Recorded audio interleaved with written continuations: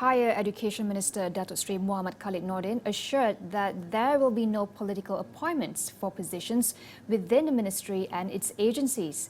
We speak to Howe, President of the Higher Education Malaysia Association, to get his thoughts on how this can improve transparency in the Malaysian higher education system. Now you could see with some of the universities and also their board of directors is directly under the purview and also the discretionary powers of appointment by the ministers. So this move, it means a lot. It means the ministers is now trying to make professional decisions, trying to put political interests aside.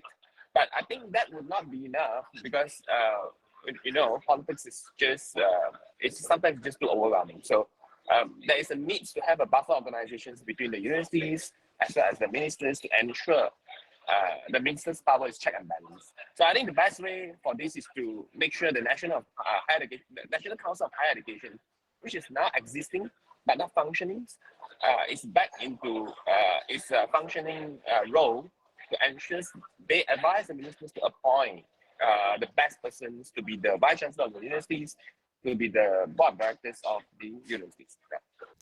In 2022, a think tank revealed that Malaysia had over 200 political appointments made, with the Higher Education Ministry having the most appointments at 10. In the effort to further develop the nation's higher education system, Howe said the ministry should facilitate more involvement and investment from the private sector. Now, another part of it is, of course, intellectuals.